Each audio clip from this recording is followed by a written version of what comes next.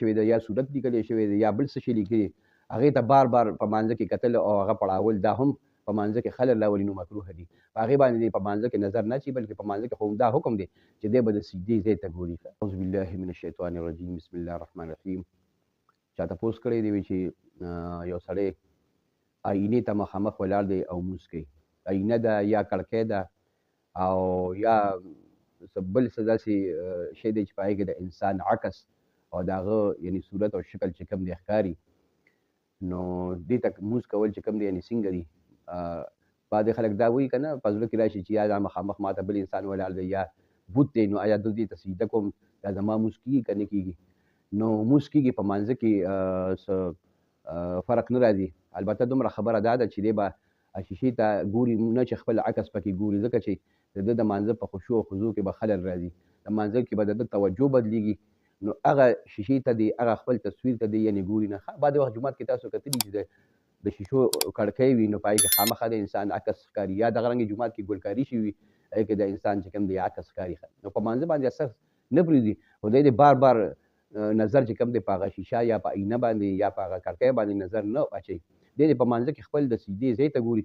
مانځه کې چې دی د سجدې ځای ته ګوري نو بس وي دی د ده تصویر به پکې ښکاري د ده عکس به پکې ښکاري د ده په مانځه باندې څه فرق نه پرېږدي. خو که چېرې دی بار بار هغې ته چې کوم دی نظر کوي په هغې کې خپل ځان ګور را ګوري نو لازما به د ده په مانځه کې خشوع او خضوع کې به فرق راځي نو بیا داسې لمونځ کول چې کوم دی دا به یې مکروه دي. دغه رنګې په مانځه په جومات کې څه لیکلي شوي دي آیات الکرسي لیکلی شوی دی یا صورت لیکلی شوی دی یا بل څه شي لیکلي هغې ته بار بار په مانځه کې کتل او هغه پړاول دا هم په مانځه کې خلل راولي نو مکروه دي. په هغې باندې دې په مانځه کې نظر نه اچي بلکې په مانځه کې خو همدا حکم دی چې دی به د سجدې ځای ته ګوري.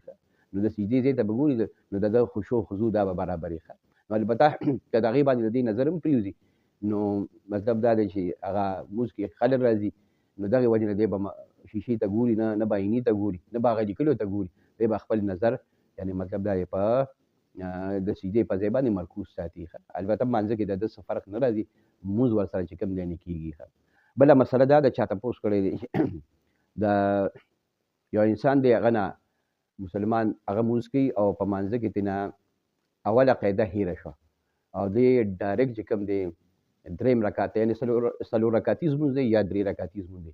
دی چې کوم دی ډایرکټ قیام ته ودرېدو او قاعده یې ونه کړه. نو دا هم یاد ساتئ چې قاعده اول چې کوم دی دا واجبه ده. اوله قاعده په مانځه کې چې کوم درې رکعتیز یا څلور رکعتیز لمونځ دی نو په هغې کې اوله قاعده واجبه ده او دویمه قاعده چې کوم دی دا فرض ده. یو سړی چې کوم دی هغه نه اوله قاعده هېره شوه او دی چې کوم دی قیام ته پاڅي نو که چېرې دی داسې پاڅېدو ناستې ته نږدې و او به دی به کښېني دې وخت کې ورته رایاد شو نو مطلب دا دی کښې به ني په ده باندې هېڅ هم نشته سجده سهو هم نشته. او که چېرې دی ودرېدو یعنې ولاړې ته نږدې و نو چې ولاړې ته نږدې و به دی به ودرېږي بیا دې راواپس کېږي نه. که دی ولاړې ته نږدې او بیا راواپس شو کېناستو نو بیا به اخره کې چې کوم دی سجده سهو کوي لمونځ به یې څه شي. او که راواپس نه شو بس خبره دا ده چې راواپس کېږي نه. دومره ده چې قاعده اوله واجبه او د نه پاتې شوه اخره کې به سجده سهو وکړي او د ده لمونځ چې کوم دی دا صحیح شو. اوله قاعده اکثر خلک په دې کې سهوه کېږي نو د ګبراوېدلو خبره نه ده بس دی ډایرکټ په ډایرکټ پاسي او لکه بعضې خلک داسې وکړي که نه چې څلور رکعتیز لمونځ دی ډایرکټ په ډایرکټ یې څلور رکعته لمونځ وکړو په منځ کې اوله قاعده یې ونه کړه نو اوله قاعده چې ونه کړه نو به دی به سجده سهو وکړي د ده لمونځ چې کوم دی دا صحیح شو. البته خیري قاعده چې کومه ده دا فرض ده. یو سړی چې کوم دی پنځم رکعت ته پاڅېدو او نو پنځم رکعت ته چې دی پاڅېدو او بل رکعت کې الحمد هم وویله صورت یې وویله خو لا رکوع یې نه ده کړې.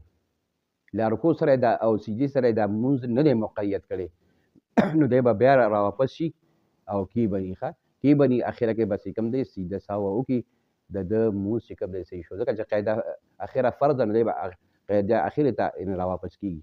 خو که چېرې د پنځم رکعت رکوع یې وکړه او ورسره یې چې کوم دی بل رکعت چې کوم دی ټل کو نو د ده دا لمونځ چې کوم دی دا لاړو او باطل شو د ده فرض چې کوم دی ونه شو ځکه چې اخري قاعده فرض وه اخري قاعده ترېنه پاتې شوه نو د ده دا لمونځ نه شو.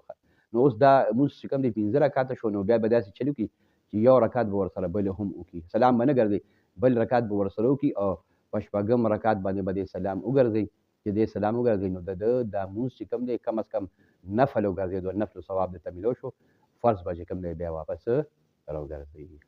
واخر دعوانا.